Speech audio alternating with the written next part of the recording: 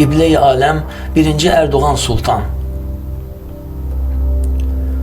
Cahan lideri, böyük hökmdar 1-ci Tayyip Erdoğan qərar verib ki, müxalifətin lideri Əkrəm İmamoğlu'nun boynu vurulsun.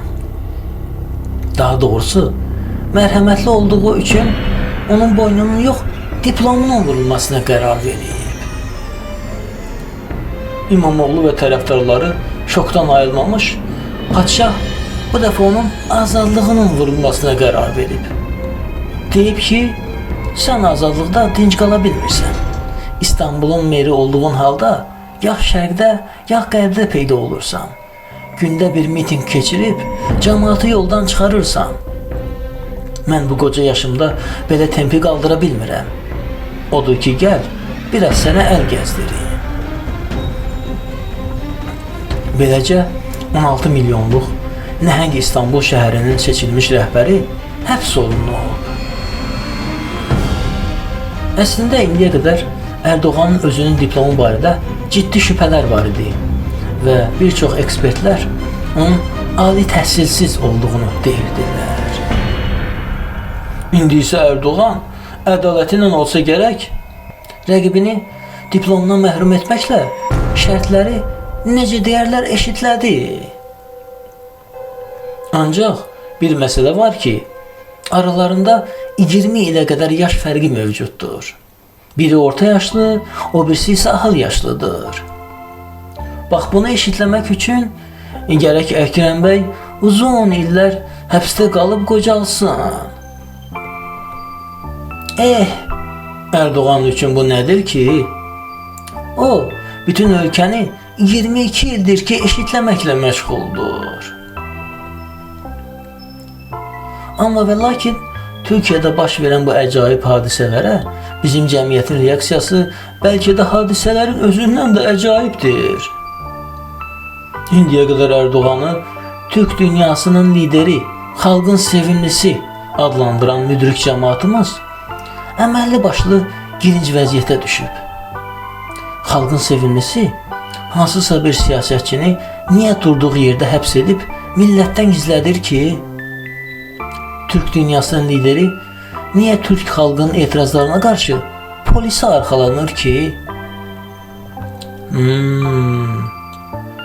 Cəmiyyətimizin düşdüyü situasiya deyəsən Türkiyənin durumundan daha qəlizdir. Amma yox, bəzi dahi şərhçilərimiz vəziyyətdən çıxış yolu tapıblar. Onlar artıq İmamoğlu'na ABŞ-nin qərbin adamı, agent damğası yapışdırıblar. Yəni ki, Erdoğan onu ram etməsəydi, ölkəni küskünə qoyacaqdı. Türkiyənin axırına çıxacaqdı. Sən bir işə bax. 16 milyon İstanbullunun ardıcıl ikinci dəfə seçdiyi və 6 ildir ki, ölkənin ən böyük şəhərini idarə edən bir adam anidən terrorist olur, korrupsioner, fırıldaqçı çıxır və faktiki olaraq xalqın iradəsi qəsb olunur. Etiraz edən yüz minlər isə polis gücünə dağıdılır. Ölkə bir gündə azı 5 il geriyə gedir. Milli valyuta çökür. Amma sən demə ki, Erdoğan bütün bunları ölkənin yaxşılığı üçün edir. Yəni Erdoğan ölkəni geriyə atmasaydı, onsuz da bunu İmamoğlu edəcəkdi. Dağıtmaqdırsa, qoy elə özümüzünki dağıtsın. Ona halaldır, ona qurbandır hər şey. Əhsən belə məntiqə. Necə deyərlər, hər vəziyyətdən çıxış yolu var. Erdoğan fanatı olub, sonra da pazor olmağın altından da qalxmaq mümkündür. Rəisin Azərbaycanlı fanatlarına da bunu bacardıqları üçün eşq olsun. Milli fanatlarımız elə Erdoğan'ın özü kimi əməlli başlı terminator imişlər. Zarafatsız, Erdoğan'ın bircə seçkiləri ləğv edib özünü sultan elan etməsi qalmışdı. Buraya qədər hər şeyi etmişdi. Əslində onun hələ prezidentliyə başlayarkən 100 milyonlarca dollara başa gələn 1150 otaqlı saray tikdirməsindən bəlli idi ki, bu işin axırı padşahlığa gedir. Onun edə bilmədiyi yeganə şey seçkiləri ləğv etmək idi. Artıq ölkənin ən böyük şəhərinin seçkisini ləğv etməsi və üstəlik də özünə hər cür səlahiyyəti verməsi, hətta müxalifət partiyasına rəhbər qoymaq səlahiyyətini verməsi o deməkdir ki, Türkiyədə seçki də tarixə qovuşur. Artıq ölkədə hər bir şeyə padşah qərar verəcək. Necə deyərlər, yeni Osmanlıya xoş gəldiniz. Qiblə-i aləm 1. Erdoğan Sultana eşq olsun.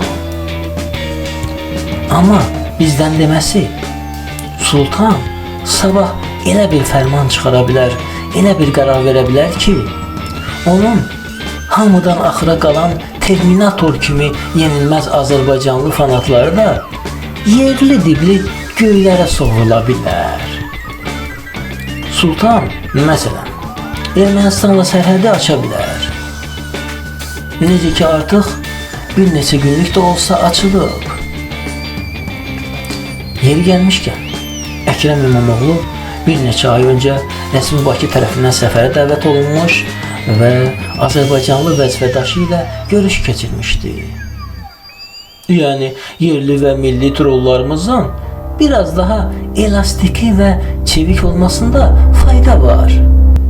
Bilmək olmaz, sabah bəlkə də antenanı İmamoğlu'na çevirmək lazım gələcək.